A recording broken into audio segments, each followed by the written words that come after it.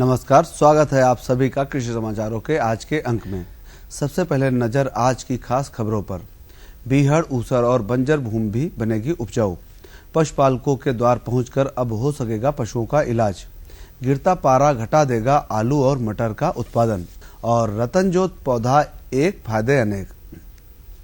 अब समाचार विस्तार से।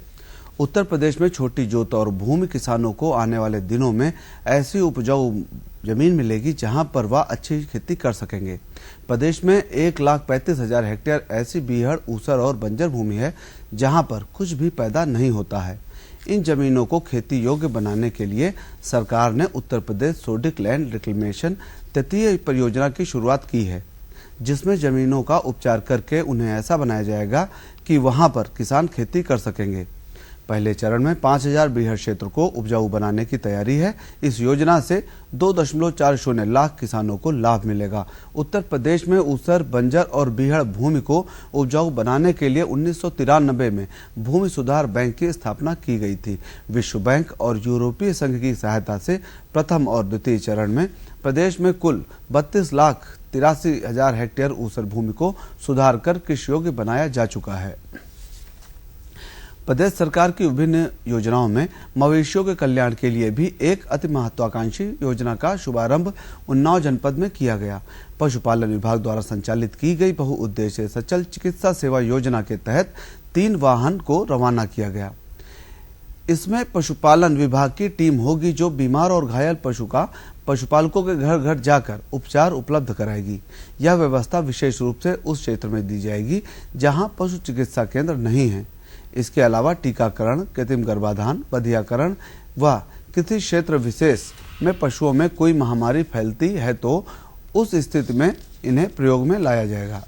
तापमान में हो रही भारी गिरावट से ठंड और कोहरे से जनजीवन पर असर पड़ रहा है, लेकिन अगर ऐसे ही पारा गिरता रहा तो इसका सबसे ज्यादा असर रबी सीजन की दलहनी फसलों के साथ ही आलू पर पड़ेगा। तापमान कम होने से मटर, चना और आलू की फसलों पर पाला रोग का खतरा मंडराने लगा है। ऐसे में भारतीय दलहन अनुसंधान संस्थान और केंद्रीय आलू अनुसंधान संस्थान के वैज्ञानिकों ने पाला रोग से इन फसलों को कैसे बचाया जाए, इसके लिए बुलेटिन जारी किया है। तापमान कम होने के साथ ही जैसे ही ठंड बढ़ती है और तापमान 10 डिग्री से कम होने लगता है, वैसे ही पाला पड़ना शुरू हो जाता है। पाला रोग में आलू की पत्तियां सूख जाती हैं। ठंड बढ़ने के साथ ही चना और मटर जैसी दलहनी फसलों पर भी पाला रोग की आशंका ज्यादा है। भारतीय दलहन अनुसंधान संस्थान का कहना है कि इस साल दिसंबर के 10 दिनों में ही जैसी ठंड पड़ने लगी है, उसको देखते हुए दलहनी फसलों पर पाला का खतरा पिछले साल से ज्यादा है। पाला से फसलों को बचाने के लिए खेत में नमी का होना जरूरी है। ऐसे में किसानों को चाहिए कि वह इस मौसम में समय समय पर खेतों में हल्की सिंचाई करते रहें। इससे आसपास के तापमान फसलों के अनुकूल बना रहेगा और पाला का असर नहीं रहेगा।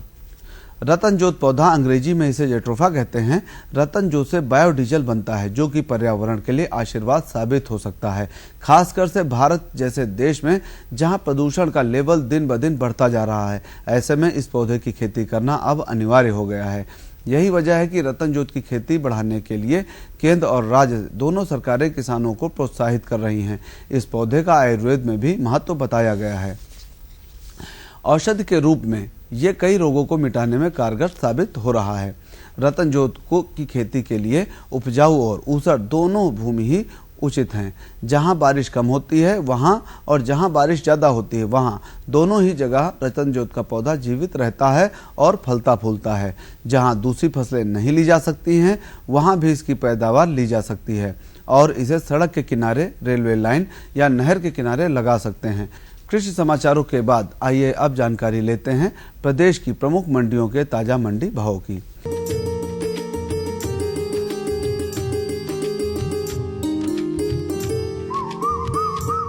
गेहूं लखनऊ में 1,890 रुपये प्रति क्विंटल, कानपुर में 1,950 रुपये प्रति क्विंटल, सीतापुर में 1,970 रुपये प्रति क्विंटल और रायबरेली में 1,920 रुपये प्रति क्विंटल। चावल लखनऊ में 2,160 रुपये प्रति क्विंटल, कानपुर में 2250 रुपये प्रति क्विंटल, सीतापुर में 2300 रुपये प्रति क्विंटल और रायबरेली में 2260 रुपये प्रति क्विंटल। मसूर लखनऊ में 6650 रुपये प्रति क्विंटल, कानपुर में 6880 रुपये प्रति क्विंटल, सीतापुर में 6900 रुपये प्रति क्विंटल, रायबरेली में 6890 रुपये प्रति क्विंटल। अरहर लखनऊ में 7500 रुपये प्रति क्विंटल, कानपुर में 7900 रुपये प्रति क्विंटल, सीतापुर में 8040 रुपये प्रति क्विंटल और रायबरेली में 7800 रुपये प्रति क्विंटल। बैंगन लखनऊ में 500 रुपये प्रति क्विंटल, कानपुर में 600 रुपये प्रति क्विंटल, सीतापुर में 570 रुपये प्रति क्विंटल और रायबरेली में 610 रुपये प्रति क्विंटल। केला लखनऊ में 1400 रुपये प्रति क्विंटल, कानपुर में 1550 रुपये प्रति क्विंटल, सीतापुर में 1640 रुपये प्रति क्विंटल और रायबरेली में 1510 रुपये प्रति क्विंटल। तो ये थे आज के कृषि समाचार और मंडी भाव। कल के अंक में हम फिर आपके लिए लेकर आएंगे कृषि जगत से जुड़ी हुई नई नई जानकारियां और मंडी भाव। तब तक के लिए दीजिए अनुमति। नमस्कार। तो और बताओ। बस। अरे ये क्या भैया जी, बस इतनी सी रासायनिक खाद? किसानी छोड़ रहे हो क्या? किसानी नहीं, नादानी छोड़ रहे हैं। मिट्टी की जांच कराई है।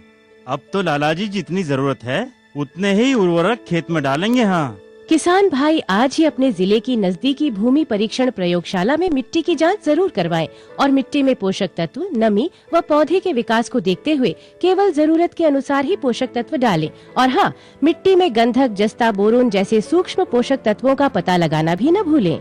उर्वरक और जैविक खाद के सही उपयोग से भूमि का उपजाऊपन बनाए रखें, उत्पादकता बढ़ाएं, खर्चा घटाएं और बहुमूल्य विदेशी मुद्रा बचाने में भी सहयोग दें। और हाँ, धीमी गति से नाइट्रोजन उपलब्ध कराने वाले उर्वरकों जैसे नीम लेपित यूरिया को प्राथमिकता दें और यूरिया का पत्तों पर छिड़काव करें। अरे वाह, तू तो सचमुच समझदार हो गया रे। अधिक जानकारी के लिए संपर्क करें जिला कृषि अधिकारी या किसान कॉल सेंटर। नई तकनीक सभी को अच्छी लगती है। मैंने भी अपने खेत की तैयारी, बुआई, जुताई, गहाई वगैरह के लिए छोटी मशीनें अपनी जरूरत के हिसाब से खरीदी। मैंने अपने खेतों में मशीन का प्रयोग किया तो काम जल्दी और आसान हो गया। खेती में मशीनों के इस्तेमाल के बाद मुझे मिली भरपूर पैदावार और ज्यादा मुनाफा। छोटी मशीनें तो हमारी अपनी अपनी हैं, लेकिन बड़ी मशीनें हमने समूह बनाकर खरीदी। किसान भाइयों और बहनों, आप भी उन्नत मशीनों और उपकरणों की खरीद पर वित्तीय सहायता का लाभ उठाएं, अपनी आमदनी बढ़ाएं और खुशहाली पाएं।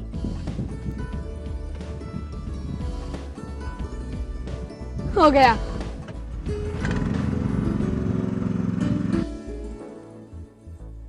मैंने सोच लिया है, मैं तुझे कृषि का इंजीनियर ही बनाऊंगा।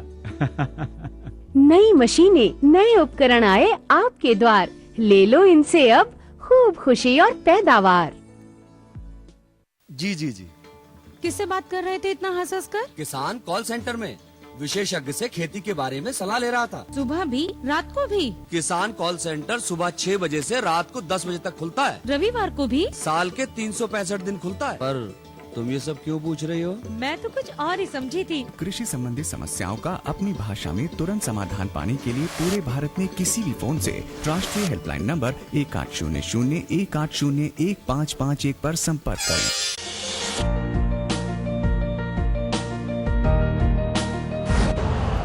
यूरिया का स्वदेशी उत्पादन 70 लाख टन बढ़ाने के लिए 6 उर्वरक संयंत्रों का उद्धार किया जा रहा है।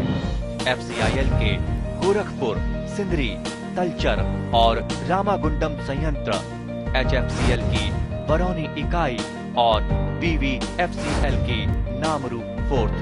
सोने पर सुहागा ये है कि देश में अब बनेगा सिर्फ नीम लेपित यूरिया, क्योंकि इससे होगा किसानों का फायदा ही फायदा।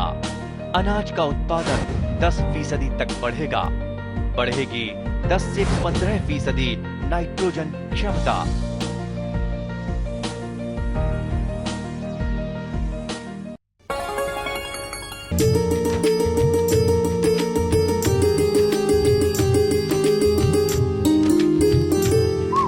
किसान भाइयों नमस्कार। कृषि समाचारों के बाद कार्यक्रम में आप सभी का स्वागत है। भाइयों, अगर हम खेती के साथ साथ खेती से जुड़ा कोई अन्य व्यवसाय कर लेते हैं तो निश्चित रूप से हमें आर्थिक रूप से मजबूती मिलती है। और खेती से जुड़ा हुआ एक अन्य व्यवसाय है मौन पालन। अगर हम मौन पालन करते हैं, मनुष्यों को पालते हैं, तो हमें आर्थिक रूप से तो फायदा होता ही है, साथ ही साथ हमारी जो फसल उत्पादन है उस पर भी उसका अच्छा प्रभाव पड़ता है। लेकिन इस समय जाड़ा बहुत तेजी से बढ़ रहा है, जाड़ा बहुत तेजी से हो रहा है, तो इन सर्दियों के मौसम में जो हमारे मौन पालक भाई हैं, जो मौन वंश पाले हुए हैं, थोड़ा सा चिंतित हैं कि किस तरह से हम सर्दियों में मौन वंशों की देखभाल करें और उनसे अच्छा उत्पादन लें। आज इसी विषय पर जानकारी देने के लिए अपने साथ कार्यक्रम में हैं श्री अमृत कुमार वर्मा, वरिष्ठ शोध सहायक, मौन पालन उद्यान निदेशालय, लखनऊ से। वर्मा जी, कार्यक्रम में आपका स्वागत है। सबसे पहले हम आपसे जानना चाहेंगे कि जो हमारे मौन पालक भाई हैं, वो जो ये जाड़ा बढ़ रहा है, तो इस जाड़े में अपने मौन वंशों के खान पान की व्यवस्था कैसे रखें? विनय भैया, इस समय मौसम खराब चल रहा है। वैसे तो हमारा मधुमक्खियों का मधुस्राव सीजन चल रहा है, लेकिन मौसम खराब होने के कारण हमें मौन वंशों को के प्रति कभी लाभ ये नहीं समझना चाहिए कि ये हमारे मौन वंशों के दिक्कत आ रही है। अगर एक सप्ताह तक मौसम नहीं खुलता है तो हमारे मौन पालकों और किसान भाइयों को चिंतित होने की आवश्यकता नहीं है।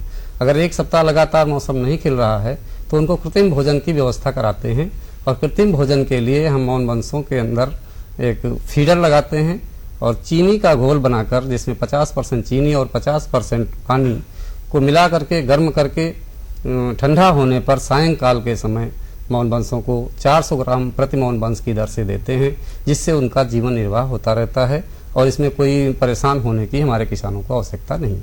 कहने का मतलब है कि ज्यादा चिंतित होने की आवश्यकता नहीं है, लेकिन अगर एक सप्ताह से ज्यादा मौसम खराब रहता है, मधुमक्खियां उड़ान नहीं भर पा रही हैं, तो पर भोजन देने की आवश्यकता है। हाँ। वर्मा जी, एक चीज हम और आपसे जानना चाहेंगे कि जो हमारे मौन पालक भाई हैं, तो कई बार देखा जाता है कि बक्से ऐसे खुले मैदान में रखे हुए हैं, लेकिन इस समय जाड़ा पड़ रहा है, सर्दियां बढ़ रही, सबको जाड़ा अपने प्रभाव में ले रहा है, तो जो मौन पालक भाई हैं वो मधुमक्खियों को किस तरह से सर्दी से बचाएं, इसके लिए क्या उपाय करें? हाँ विनय भैया, हमेशा मौन पालकों को ध्यान रखना चाहिए कि मौन वंशों का जो द्वार है वो पूरब की दिशा में करके रखना चाहिए, क्योंकि शीतकालीन समय में हमेशा पछुआ सेवाएं चलती हैं जो ज्यादा ठंडी होती हैं, और उनको ज्यादा जब शीत पड़ने लगे तो जूट का बोरा मधुमक्खियों के बक्सों पर डाल देना चाहिए।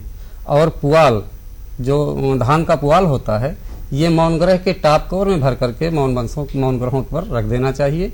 बाकी बहुत ज्यादा उन्हें परेशान होने की जरूरत नहीं है, क्योंकि मधुमक्खियां अपने आप टेम्परेचर मेंटेन रखती हैं। अगर वो भूखी नहीं है, उन्हें भोजन पर्याप्त मात्रा में मिल रहा है, तो उन्हें सर्दी से परेशान होने की मौन पालकों को कोई जरूरत नहीं है। कहने का मतलब है कि अगर मधुमक्खियां हमारी सेहतमंद हैं तो कोई ज्यादा जरूरत नहीं है कि उनको हम बहुत उपाय करें। अगर शक्तिशाली मौन वंश हमारा है तो अपने आप में मौन वंश जो हमारे हैं वो टेम्परेचर मेंटेन करते रहते हैं। कभी भी बक्सा जब आप खोलते हैं हमारे मौन पालक भाई, तो बक्से के अंदर से गर्म हवा निकलती है, क्योंकि वो टेम्परेचर मेंटेन करती रहती है अपना।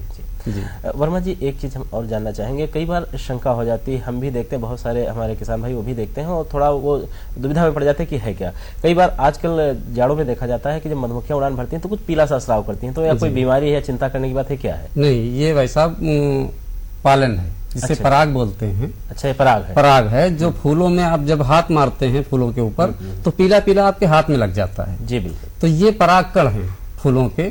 तो जब मधुमक्खियां इस समय हमारी उड़ान करती हैं और फसलों पे जाके अपने पराग फूलों पे काम करती हैं, तो मधुमक्खियों के पैरों में पराग टोकरी होती है। अच्छा। उसमें भर करके मधुमक्खियां अपने बक्से में लाती हैं और रखती हैं, जिसे नेक्टर और पालन को मिला करके जुगाली करती हैं और उससे शहद बनता है, वो रखती हैं। तो जब कभी मधुमक्खियां ज्यादा मात्रा में अपनी टोकरी में भर लाती हैं तो वही उड़ान करती हैं, तो उनके टोकरी से छोटे छोटे टुकड़ों के रूप में, पीला पदार्थ के रूप में वो गिरता रहता है। अच्छा अच्छा। उसे लोग भ्रांत समझते हैं कि ये कहीं उनकी टट्टी तो नहीं है, कहीं कुछ तो नहीं है, नहीं आ रहा, हाँ दस्त तो नहीं आ रहा है। ये उन्हें इसकी परेशान होने की कोई आवश्यकता नहीं है। अधिक पालन इकट्ठा कर लेने की वजह से पालन के परागकण जो हैं वो गिरते रहते हैं। अच्छा, कहने का मतलब है कि ये दुविधा की स्थिति नहीं रखनी चाहिए, कोई बीमारी नहीं है, एक तरह से जो अधिकता है उनकी वो निकल जाती है बाहर से। एक चीज और जानना चाहेंगे वर्मा जी आपसे कि कई बार देखा जाता है कि एक जगह अभी देखिए कि अभी लाही और सरसों में काफी फूल लगे हुए हैं, अरहर भी फूलेगी, लेकिन कभी कभी ऐसा होता है कि उस क्षेत्र से फूल जो है कम हो जाते हैं या क्षेत्र अनुसार फूल कम ज्यादा होते रहते हैं। ऐसी स्थिति में उनको भोजन देने के लिए हमें क्या व्यवस्था करनी चाहिए? ऐसी स्थिति में विनय भैया, जितने मौन पालक जो हमारे हैं उनको माइग्रेशन करना चाहिए, क्षेत्र का चयन करना चाहिए। लाही जो है वो अक्टूबर में, लास्ट अक्टूबर तक चलती है, ज्यादा से ज्यादा 10 नवंबर तक लाही का फूल मिलता है। उसके बाद सरसों का फूल खिलना शुरू हो जाता है। पीला सरसों होती है, फिर काला सरसों होती है। इस तरह से उन्हें एक चार्ट बना लेना चाहिए कि हमें किस महीने में किस क्षेत्र में कहाँ पर फूल उपलब्ध होगा। उस हिसाब से उन्हें उसको जो है क्रम के अनुसार माइग्रेट बक्सों करते रहना चाहिए, जिससे कि मध्य सीजन में अधिक से अधिक शहद उत्पादन कर लाभ कमा सकें। अच्छा, कहने का मतलब है कि अगर हम ये पहले से तय कर लेते हैं कि हमें इसके बाद कहाँ जाना है, कितने दिन रहना है, जब आसानी हो जाती है। भैया जब फूल समाप्त होने लगता है तो हम चिंतित होने लगते हैं, यहाँ फूल समाप्त हो रहा है। तो हम उनके मौन भोजन के लिए, फूलों के लिए बाहर क्षेत्र का भ्रमण करते हैं कि किस एरिया में कहाँ पर सरसों इस समय खिलने वाली है, कहाँ पर यूकलिप्टस खिलने वाला है, कहाँ पर लता की सब्जियां हैं। इस हिसाब से मौन वंशों को हम उनके आवश्यकता अनुसार फूल क्षेत्र देख करके और माइग्रेट कर देते हैं, जिससे कि हमें मौन वंशों को भोजन के लिए सोचने की आवश्यकता नहीं पड़ती। जी वर्मा जी, इस समय जो हमारा समय चल रहा है वो शहद निकालने का समय माना जाता है, क्योंकि अधिकतर किसान भाई शहद इस समय निकालते हैं। तो शहद निकालने में क्या सावधानी रखनी है और किस तरह से उसको रखें कि वो खराब ना हो, उपभोक्ताओं तक पहुंचे, ठीक ढंग से मूल्य मिले, इन चीजों पर कैसे हम ध्यान रखें? हाँ विनय भैया, ये आपने बहुत अच्छी बात पूछी है, क्योंकि जैसे मौसम इस समय खराब चल रहा है और एक बैक मौसम खराब होने पे उन्हें कृत्रिम भोजन देने की तत्काल आवश्यकता होती है कि आज आपने अगर शहद निकाल लिया है और कल से मौसम खराब हो गया है तो उनको एक दिन बाद ही कृत्रिम भोजन उपलब्ध करा देना चाहिए। बहुत देखने की जरूरत है कि जैसे हमने भोजन निकाल लिया है उससे, और उसके बाद चूंकि तत्काल मौसम खराब हो जा रहा है, जो संरक्षित भोजन था खत्म हो गया, तो हमें उस समय तत्काल जो है उस समय तत्काल वैकल्पिक व्यवस्था जो कृत्रिम भोजन के रूप में चीनी को हम खिलाते हैं, वो मौन वंशों को तत्काल उपलब्ध करा देना चाहिए, जिससे मौन वंश कमजोर न हो, जिससे आने वाले जो आगे मौसम साफ हो उसके बाद उन्हें सक्रियता के रूप में वो कार्य कर सके और हमारा उत्पादन प्रभावित ना हो। जी जी। अच्छा, एक चीज वर्मा जी और है कि जैसे आपने बताया कि ये तो हो गई कि निकालने के बाद भोजन देने की, लेकिन क्या निकालने में भी कुछ सावधानी हमको रखनी है कि कई बार देखिए किसी का आप भोजन छीनेंगे तो उसे गुस्सा आएगा। निकालने के समय हमें आवश्यकता ये होती है कि बहुत से हमारे बीकीपर हैं, किसान भाई हैं, जो कि ब्रूड चेम्बर से मौन ग्रह, आपको हम बता दें कि 2 पार्ट में बना होता है, नीचे ब्रूड चेम्बर होता है, ऊपर हनी चेम्बर होता है। ये ब्रूड चेम्बर और हनी चेम्बर क्या है, थोड़ा अलग होता है? ये हनी चेम्बर जो होता है, ब्रूड चेम्बर में जो हमारी रानी मौन है वो अंडे डालने का काम करती है। अंडा होता है, उसमें प्यूपा होता है, फिर मधुमक्खी बनती है, निकलती है, क्वीन पैदा होती है, सारा जो ब्रूड संबंधित काम बच्चे पैदा, प्रजनन संबंधित कार्य है वो ब्रूड चेम्बर में होता है। हनी चेम्बर, सुपर चेम्बर, जिसे हनी चेम्बर भी कहते हैं, सुपर चेम्बर भी कहते हैं विनय भाई, तो ये सुपर चेम्बर में मधुमक्खियां शहद कलेक्शन करती हैं। अच्छा। हमेशा आपने देखा होगा, चाहे वो जंगली मधुमक्खी हो, चाहे वो पालतू मधुमक्खी हो, अगर डाल है, डाल में छत्ता लगा हुआ तो ऊपरी हिस्से में शहद कलेक्शन होता है और नीचे हिस्से में अंडा, बच्चा, लार्वा, प्यूपा सब मधुमक्खियां करती हैं। तो इसी पैटर्न पर हमारा मौन ग्रह बनाया गया है 2 पार्टों में, कि ऊपर शहद का कलेक्शन मधुमक्खियां करती रहती हैं और नीचे अपने प्रजनन का कार्य करती रहती हैं। और बीच में रानी और जाली एक हम लगा देते हैं, जिसके लगा देने से रानी मौन जब ऊपर नहीं जाती है तो ऊपर अंडे, बच्चे, लार्वा, प्यूपा कुछ नहीं होता है और शुद्ध शहद हमें मिलता है। हमारे मौन पालकों को ये सुनिश्चित कर लेना चाहिए कि कभी भी कच्चा शहद ना निकालें।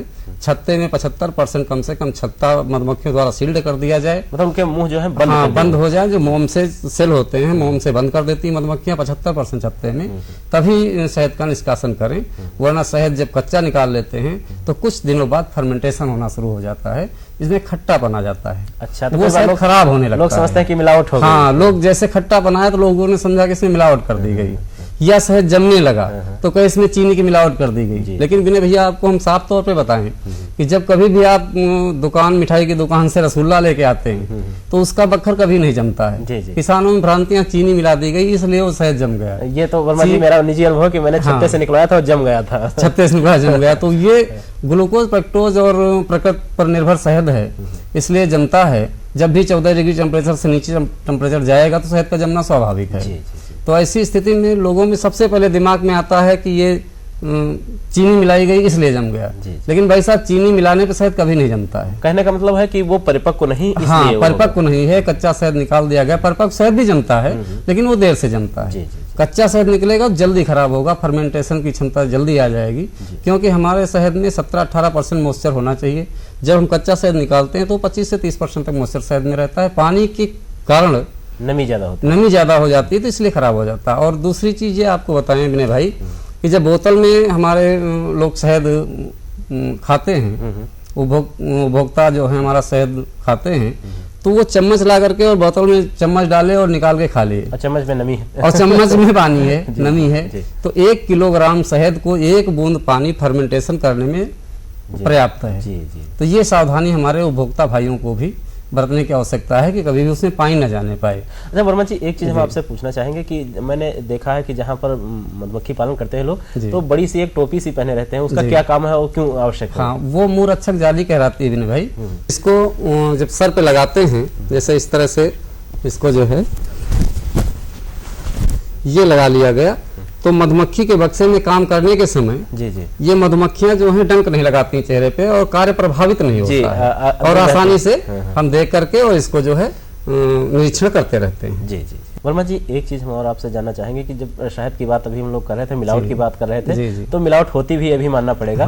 तो क्या कुछ ऐसा प्रशिक्षण या ऐसे तरीके आपकी तरफ से निकाले जा रहे हैं कि किसानों को मतलब बिल्कुल शुद्ध चीज मिले? हाँ विनय भाई, हमने इस पे जो है शोध शुरू किया है और काफी कुछ किया भी है कि कम हनी के रूप में शहद को हम अपने उपभोक्ताओं तक पहुंचाएं। अच्छा। और हमारे मौन पालक जो हैं उसको अच्छी तरह से करें कि मधुमक्खियों द्वारा ही पैकिंग कराई जाए, बोतल और मशीन की पैकिंग बंद कराई जाए। मधुमक्खियां ही क्यों ना हमारी जो है शहद को सील करें और उसको आम अन्य जो उपभोक्ता हैं हमारे शहद के, वो अपने आप जो है सील को काटें और अपने आप फैमिली पैक के रूप में उसको प्रयोग करें।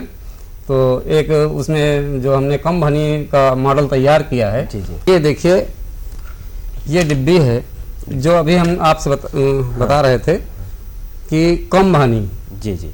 तो ये मोमी छत्ताधार है, ये देखिए, और इस मोमी छत्ताधार को हम ऐसे लगाते हैं और लगाने के बाद फिर ये 6 पीस एक फ्रेम में आते हैं और 9 पीस फ्रेम होते हैं जो हम मौनग्रह में रखते हैं।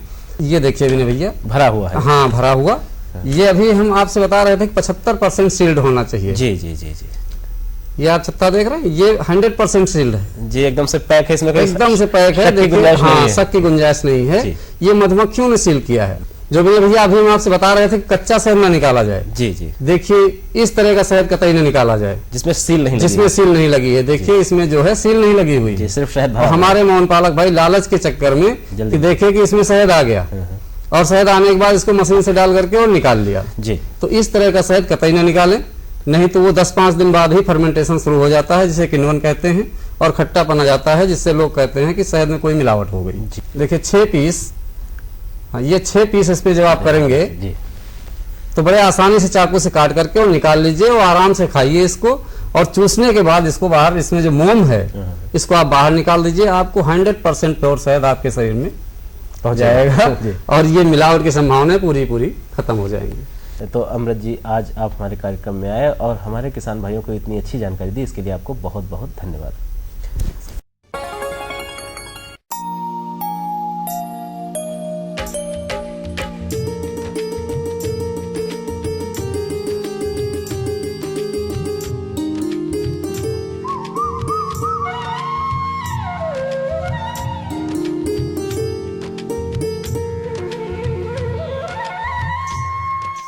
मौसम समाचार में आप सभी किसान भाइयों का स्वागत है। बीते सप्ताह के दौरान सुबह के समय हल्की धुंध दिखाई दी।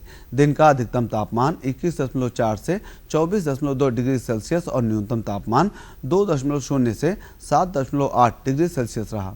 इस दौरान पूर्वाह्न 7:21 में सापेक्षिक आर्द्रता 83 से 98 तथा दोपहर बाद अपराह्न 2:21 को 33 से 53% दर्ज की गई। सप्ताह के दौरान दिन में औसत 5.9 घंटे प्रतिदिन धूप खिली रही।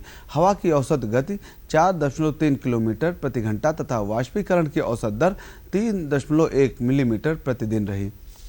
सप्ताह के दौरान पूर्वाह्न को हवा अधिकतर शांत रही तथा अपराह्न को हवा पश्चिमी दिशाओं से रही। आने वाले दिनों का अधिकतम तापमान 22 से 23 डिग्री सेल्सियस और न्यूनतम तापमान 7 से 9 डिग्री सेल्सियस रहने का अनुमान है। हवा की गति लगभग 6 से 10 किलोमीटर प्रति घंटा तथा हवा की दिशा पश्चिम और पश्चिम उत्तर पश्चिम रहेगी। तो किसान भाइयों, ये थे आज के मौसम आधारित कृषि समाचार। अगले अंक में हम फिर हाजिर होंगे नई खबरों के साथ। तब तक के लिए दीजिए इजाजत। नमस्कार।